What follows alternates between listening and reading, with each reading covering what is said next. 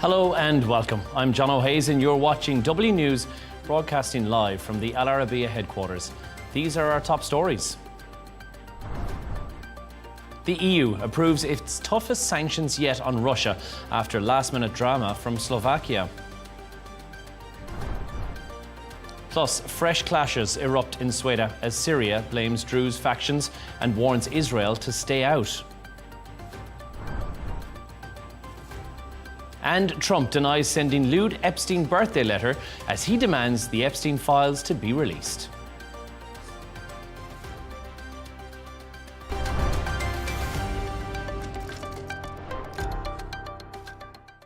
The European Union has adopted its 18th package of sanctions against Russia, described by EU officials as one of the most powerful to date. The breakthrough came after Slovakia dropped its opposition following last-minute assurances over gas imports. Brussels says the new measures target Russia's oil and energy sectors, ramping up pressure as the war drags on. For more on this, I'm joined from Brussels by our correspondent, William Denselow. William, thanks for joining us. Why was Slovakia initially blocking the 18th sanction package? And what has changed their stance at the last minute on this?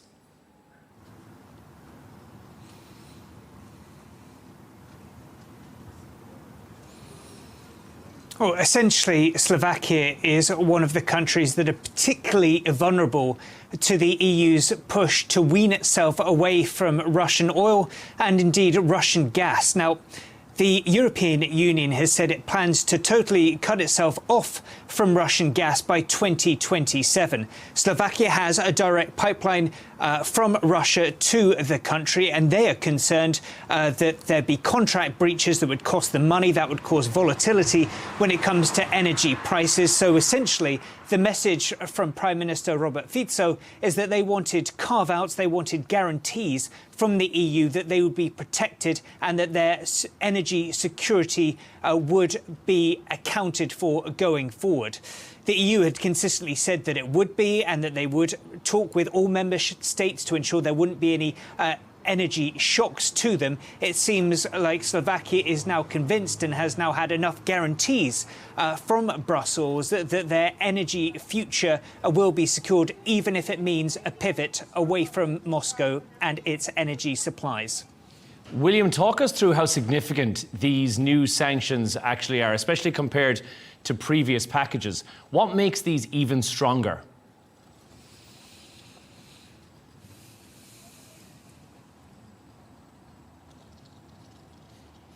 Well, essentially, this is all part of the EU's plans to tighten the screw on Moscow. It's the 18th round of sanctions. Kaja Kallas, the EU's top diplomat, foreign affairs chief, says that the EU won't back down and will continue to raise the pressure on Russia until they change course when it comes to the war of aggression in Ukraine. Now, you mentioned a few of the components of this 18th package. Now, energy is a crucial one. Maybe one of the top lines is that the EU is reducing the energy cap on Russian oil from $60 per barrel of Russian crude to a little north of $45, so a $15 reduction there. Now, this is particularly significant considering the fact that, according to EU estimates, around a third of Russia's revenue is generated by its oil exports. There's also been more of a clampdown on its so-called shadow fleet. An extra 105 vessels included, bringing the total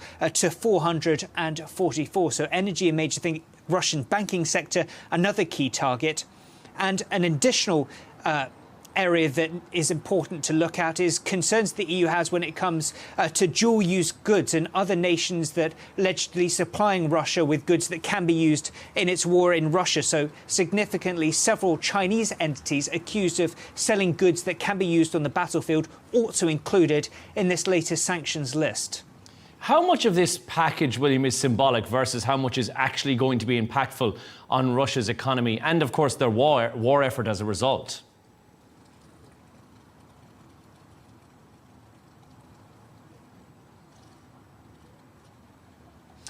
The message from the EU is that it is certainly significant that these are biting sanctions that are having a very real very tangible impact on Russia's economy. Therefore, its war machine, its efforts to continue with its conflict and its war in Ukraine. And you can certainly see that by the fact that they are trying to continue adding onto it by including more and more Russian vessels, from essentially widening the net and trying to tighten its grip on Moscow. But a huge concern that both EU officials and Kyiv very much address is that, to a large extent, these sanctions are only really effective if the whole of the international community is abiding by it. Now, a key part of this latest sanctions package is indeed looking at third countries and what more can be done to ensure that Russian oil isn't re-entering the European market through third parties. Now, this has been part of this 18th sanctions package. There are some significant carve-outs, though, the likes of the UK, the likes of the United States as well.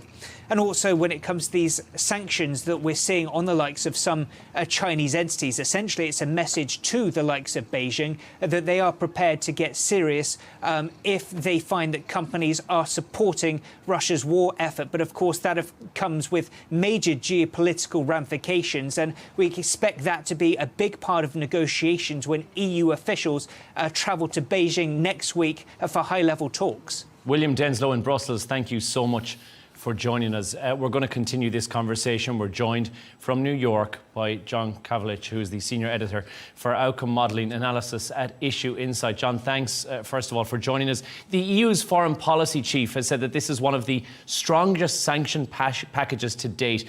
Now, based on your analysis, what do you think actually stands out in this 18th round? What makes it so significant compared to the 17 before?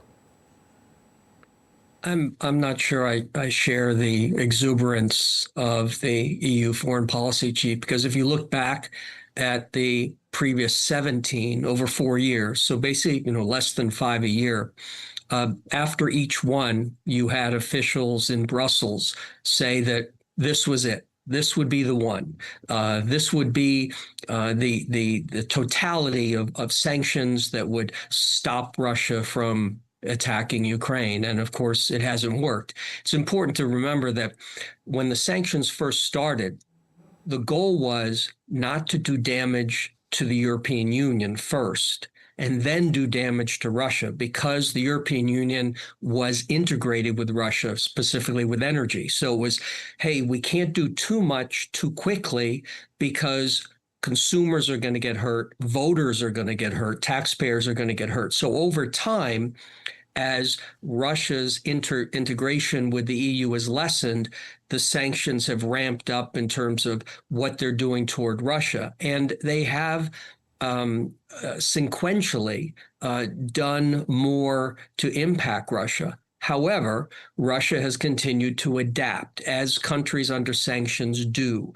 So where you would look at this 18 sanctions package and look at the vessels, where you're not just going after the vessels, you're going after the crew, look at going after the Rosneft, the Russian oil company refinery in India, and India being a huge purchaser of Russia energy products. I mean, those are all optically very good. But in the end, we have two big challenges, and that is, if you look at the trajectory of what Russia's looking to do in Ukraine, they're nearing what could be the end of their objectives, meaning the final portions of Donetsk and Luhansk, the Donbass area, solidifying at the borders the remaining territory, and then sort of call it a day.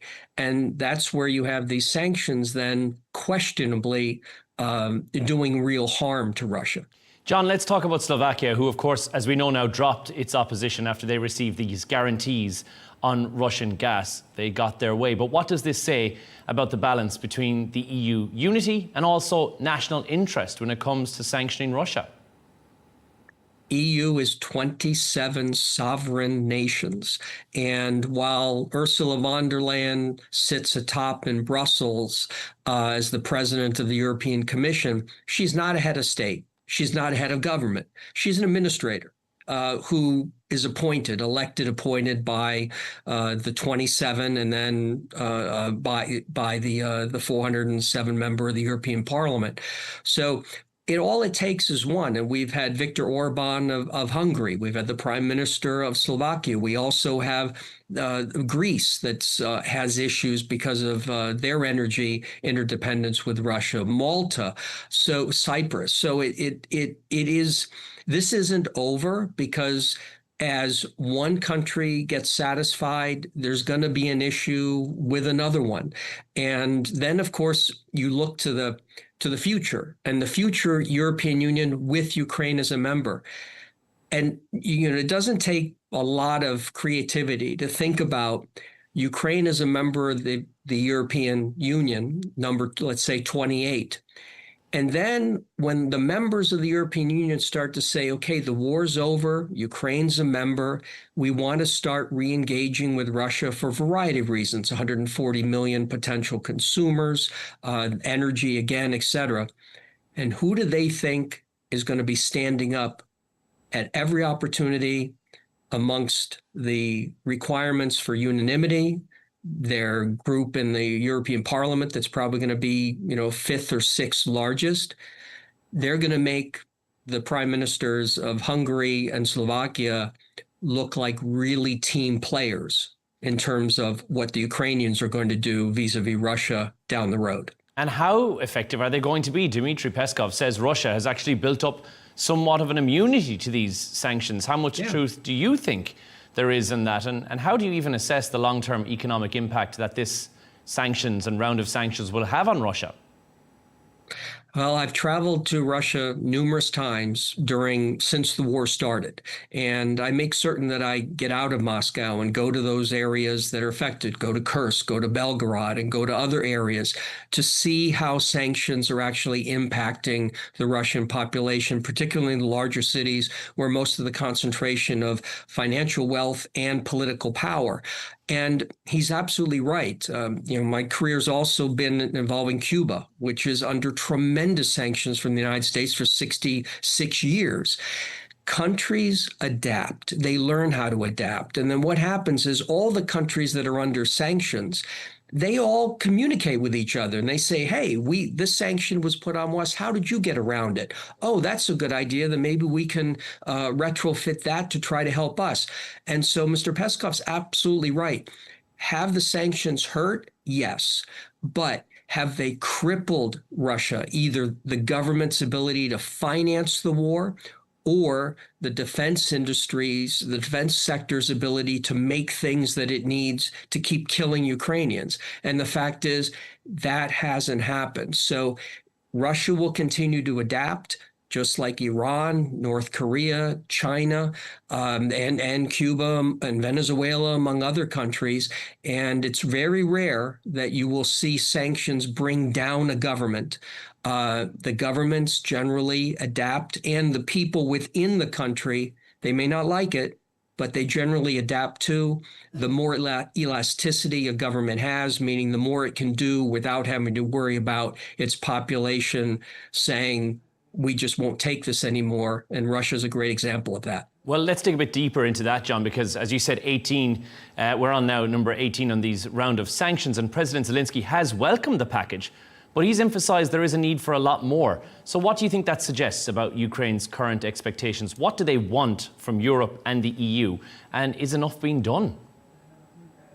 From President Zelensky's standpoint, on the 25th of February, 2022, he wanted everything in the 18 sanctions packages since then to be implemented all at once. And he has said that. He has said that this drip of sanction packages, as welcomed and appreciated as they are to the government of Ukraine and the people of Ukraine, the bottom line is there's distance between the first to the second to the third to the fourth, and now we are at the 18th.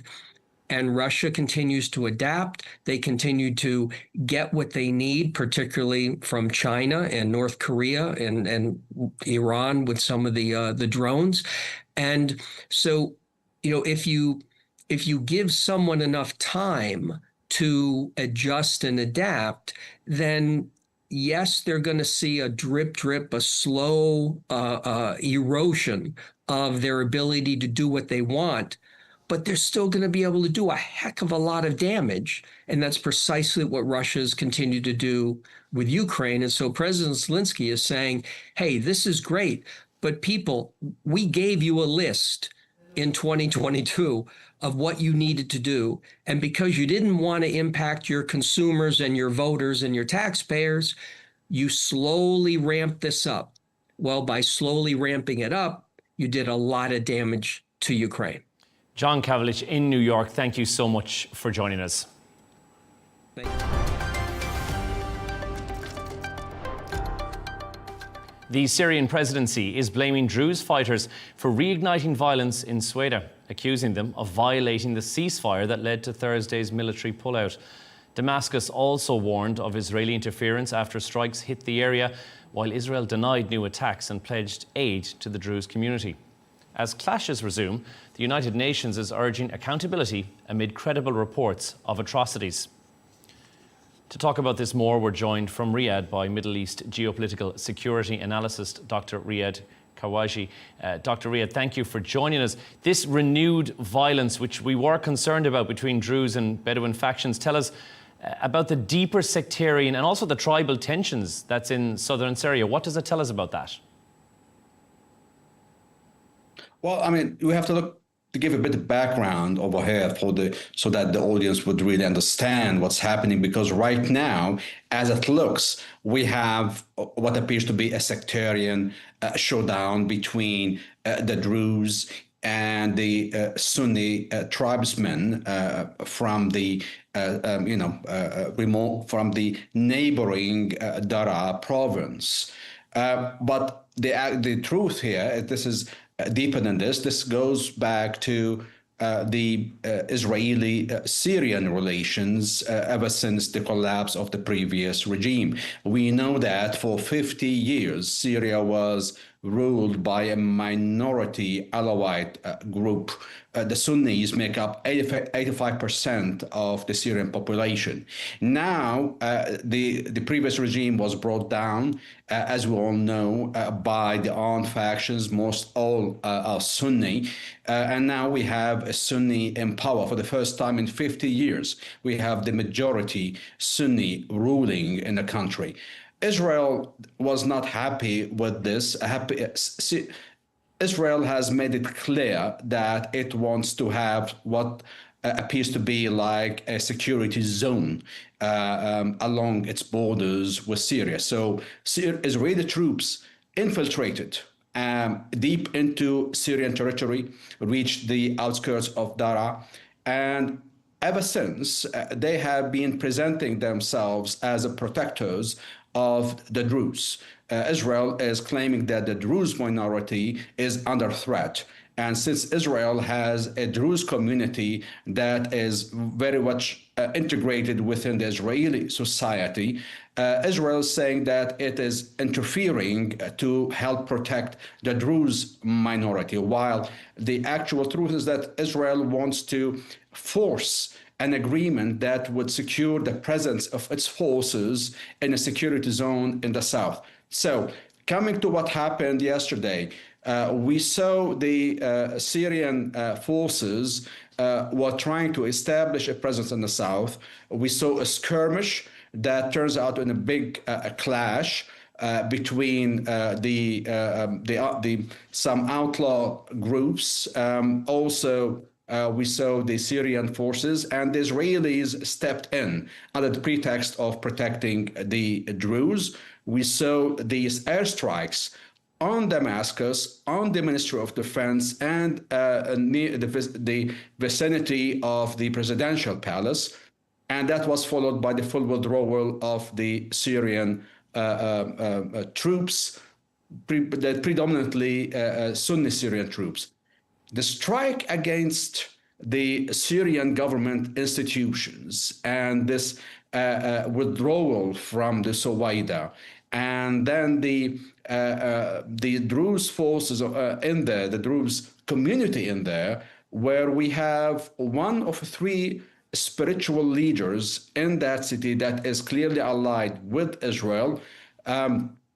We saw raids, or we heard about raids of overnight against some Sunni villages in the outskirts of Sweida, and this has led into what's happening today. So what we have on the surface, we see here clashes in an area that whereby the security forces were forced out by the Israelis from it.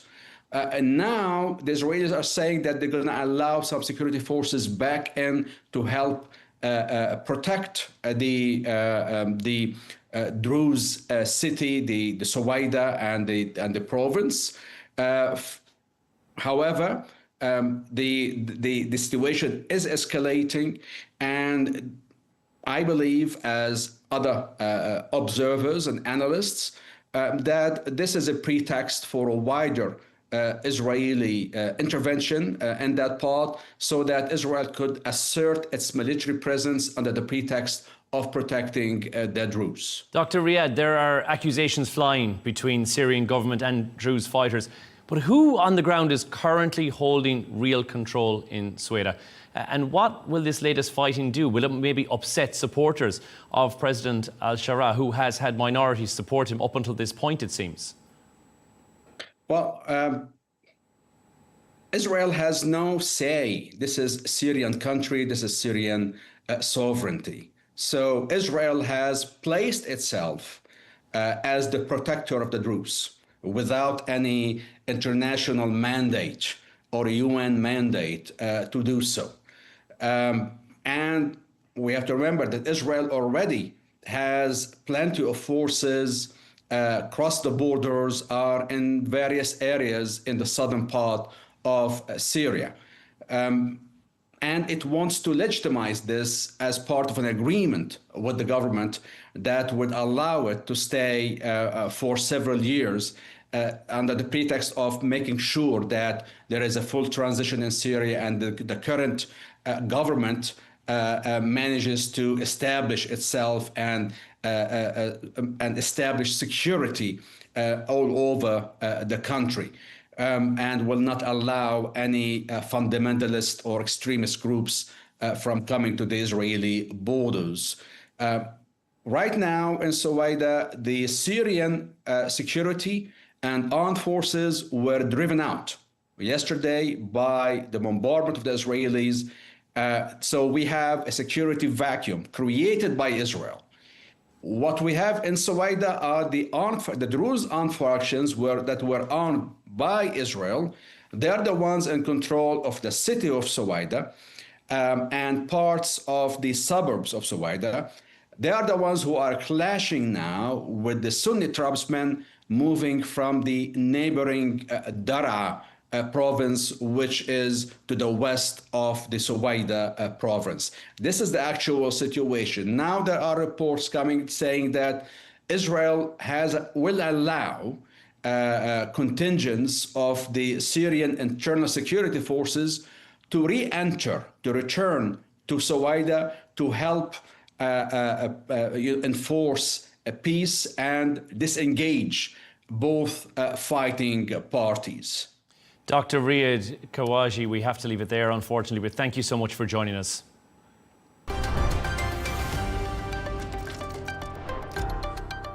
Let's take a look at some of the other stories making the headlines today. We start with breaking news out of Los Angeles. At least 3 people have been killed in an explosion at a sheriff's training facility. The US Attorney General says it appears to be a horrific incident. The United Nations is warning against deportations to Afghanistan after Germany sent back 81 Afghans convicted of crimes. The UN High Commissioner for Human Rights, Volker Turk, says returning Afghans could spark a human rights crisis. The warning comes as Afghanistan struggles to absorb more than 1.9 million returnees from Iran and Pakistan since the start of the year. Dozens of people gathered outside the US Embassy in Kuala Lumpur to protest the proposed appointment of self-styled alpha male influencer Nick Adams as the next US ambassador to Malaysia. A government spokesperson said the cabinet had not yet received any formal notice of Adams' appointment. Adams, an Australian-born naturalised US citizen, has faced criticism for his outspoken support of Israel's military campaign in Gaza. Belgium's biggest electronic music festival, Tomorrowland, will go ahead as planned despite a fire that destroyed the main stage. All that remained of the 160-metre wide structure was charred scaffolding. The Antwerp Public Prosecutor's Office is investigating the fire. Around 40,000 people were expected to spend the festival's first night at the Dreamville campsite yesterday, and 200,000 people are still expected to show up to the festival over the weekend.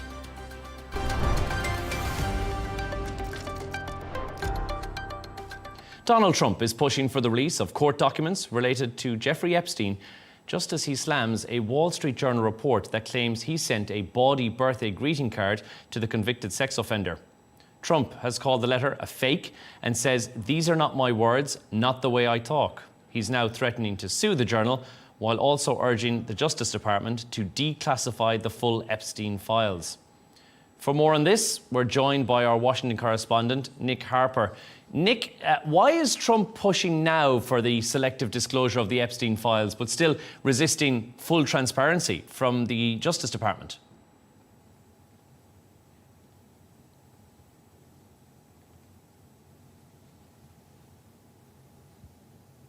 Yeah, it feels as if this might just be a nod towards his base, the MAGA base, the Make America Great Again base, who seems to have been fractured in recent days over the Epstein incident. Many of them calling for the full transparency of the whole case, calling for files to be released, something that Donald Trump so far has said that he will not be planning to do.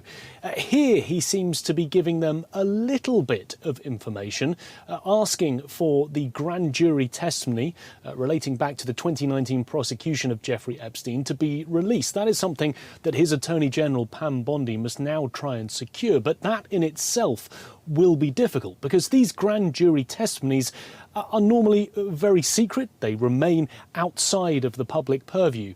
And even if they are released, they will be limited in scope. They will simply be testimonies that came out of the grand jury ahead of a trial that didn't take place because Jeffrey Epstein died in prison. And they will not involve the prosecution of Jeffrey Epstein that took place about 15 years earlier for soliciting a minor. There's plenty of information that will remain hidden even if these grand jury testimonies are released. Nick, if this letter is a fake, as Trump says it is, then why was it in an official DOJ-reviewed archive that's been tied to Epstein's birthday album?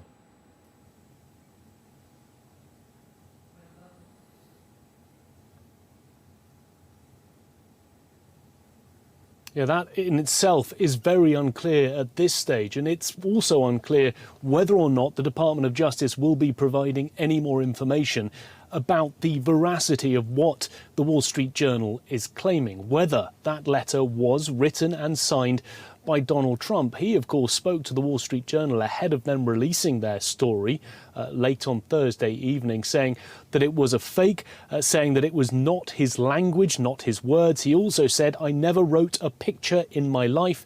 I don't draw pictures of women," because contained within that alleged letter was a hand-drawn picture of a naked woman. Now, Donald Trump is very much trying to distance himself from this, but the revelation is certainly bombshell in itself. I think what's interesting to note in this, Jono, is that fracturing that we've seen within the MAGA movement, the fact that they have been going after Donald Trump himself, that may now end with this Wall Street Journal article. Because what's happened is the MAGA movement and Donald Trump now have one common enemy that they are both focused on, and that is the Wall Street Journal. That is the idea of fake news media. And there seems to now be some unity where there was, just a few days ago, disunity between the MAGA movement and Donald Trump. So, just on the legal threats that we've heard against the Wall Street Journal as well, could this actually backfire? Could it bring more attention, do you think, to the Epstein case and actually have the opposite effect compared to what Trump would like to see happen?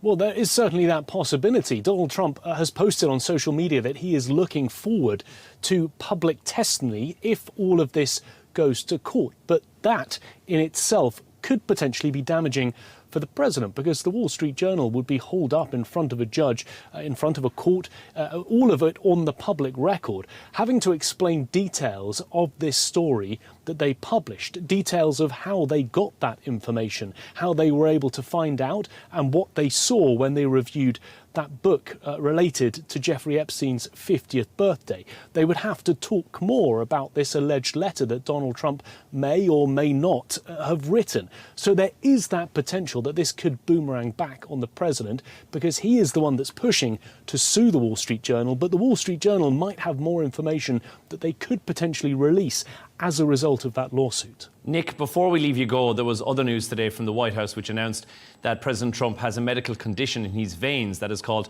chronic venous insufficiency. So how might that actually affect his daily activities, or what measures are being reportedly taken to manage this condition, do we know?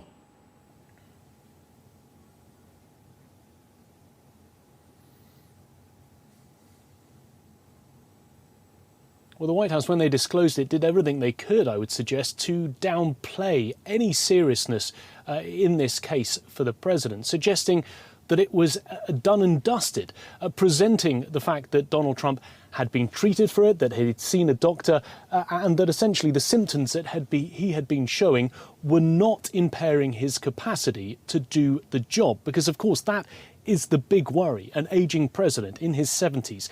Is there something from a medical perspective that might impair his ability to run the United States? The White House Press Secretary Caroline Leavitt doing what she could to release the news, but also to tamp it down. And no suggestions at this stage that there is any long-lasting damage for the president or anything that should have the country concerned about his ability to run things from the Oval Office. Nick Harper in Washington, thank you so much for joining us.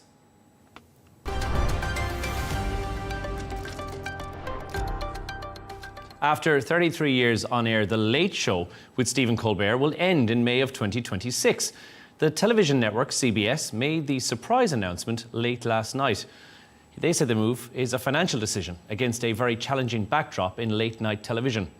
Let's get the latest on this and other entertainment news that's making the headlines today with showbiz reporter Stefanie Tacheki. Stefanie, thank you for joining us. Stephen Colbert, he broke the news during a taping of the show on Thursday. How did the audience react to that? What went down? Well, there was lots of boos and a lot of shock and a lot of surprises in that audience. Come on, like, this show is a beloved TV institution, 33 years on air. Before Stephen Colbert, it was David Letterman. So, you know, this is a show that's always had high ratings. It's done very well in the evening. So it's come as a complete shock. You know, there's always that saying that if it's not broke, you don't have to fix it. Obviously, CBS are saying that this is more of a financial decision, but I think a lot of people at home are still quite surprised at why they will be axing one of their beloved shows. Stefanie, it's, as you say, it's been running for such a very, very long time, but Colbert has always been quite outspoken, a strong critic of President Trump. CBS, though, have distanced themselves quite a bit from this. They've stressed this is not a political decision. This is solely down to the numbers at the end of the day. Well, the timing couldn't have come at a wrong time, because it was only maybe 2 days ago where CBS Paramount had settled a lawsuit with Donald Trump for £16 million over what he claims was an edited video with Kamala Harris in an interview. And Stephen Colbert called it frivolous, and he said it was a big fat bribe. So this will only happen this week. So a lot of people are saying, has he been a bit too outspoken? Has he pushed it too far this time? I think a lot of networks now, you know, they are trying to control their talent when it comes to aiming such kind of criticism towards political leaders. But, you know, they do say it's a financial decision and nothing about Colbert's personal remarks about Trump. Stefanie, moving on, there's been an update as well with the story of Kneecap and his performance at Glastonbury from police in the UK. What's happening with this? Well, music and politics do go hand in hand, but there was a big question about NECAP's Glastonbury performance, whether, they could be charged for any offences. Avon and Somerset Police said, actually, there is no charges that can be brought against the duo. They said there's nothing there which they can actually think by law that they can charge them with, which has been welcomed by NECAP, who have said, that set was all about promoting love and solidarity. Obviously, their critics see it differently, and it's one of those things where you cannot, bring them to justice for something that the law has nothing to find them offensive for. So, it's been lucky for them, but going forward, you do have to think whether a lot of festivals are going to take that risk and book them on. This very much was a case of no such thing as bad publicity. As soon as NECAP were done with that performance, they announced a tour. That tour subsequently sold out, and they've added more dates. So this, in fact, has just catapulted them into the spotlight even more, if anything, Stefanie. It introduced them to a whole different audience, and, controversy. The thing when controversy comes from such things is actually it gets people more interested in such bands. Obviously, it hasn't been the case for Bob Vylan, who were also at Glastonbury, who were chanting, death to the IDF. And for them, they've been dropped by their agency, and most of their festival bookings have all been cancelled. So it hasn't actually worked in their favour like it has with NECAP. I think NECAP had that product before they went into Glastonbury and people knew what they were getting, so that may have been the marked difference between the two, I think. Stephanie, moving on to this next story. Netflix have confirmed they're now going to use AI to cut costs. What's the reaction to this been? Oh gosh, AI has landed on Netflix, and it's a bit of a controversial move from Netflix. If you remember the Hollywood strikes in 2023, a lot of the big talking points was how AI could be introduced and it could replace actors and work in production stuff. That was always the big fear. So Netflix have confirmed that they've used it on an Argentine sci-fi show called The Eternal, and they said it helped sequences to be filmed faster and at a lower cost. The problem with this, while it could be celebrated and, viewers at home may not know the difference, but for the industry itself, it marks a shift where actually manpower and actually people working on productions, it serves as a big threat. A lot of the big Hollywood production houses for a few months/years now, they've been trying to welcome AI. And I think when they see that this has been a success on such a big streaming platform for Netflix, it's actually going to be quite worrying for a lot of people in the industry. You might argue that they need AI because of the advancements. Any average person with a laptop can now use Sora AI to create their own movie pretty much at home. And for Netflix to stay ahead of the curve, they may need to implement AI. And although it may cost jobs in the long run, it's something they need to implement. Well, that's the thing, AI is providing lots of beautiful opportunities for different sectors.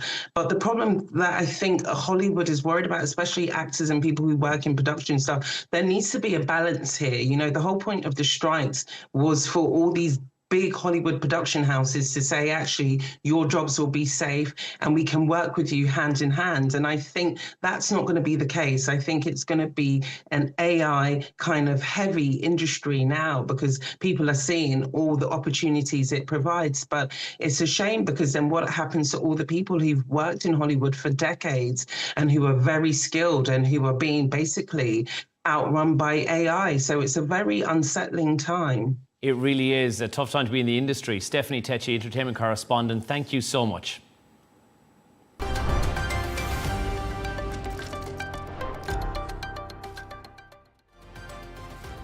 A reminder of our top stories once again. The EU approves its toughest sanctions yet on Russia after a last-minute drama from Slovakia.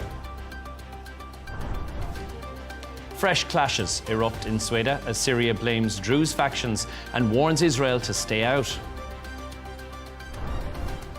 Trump denies lewd Epstein letter, calls for files to be released.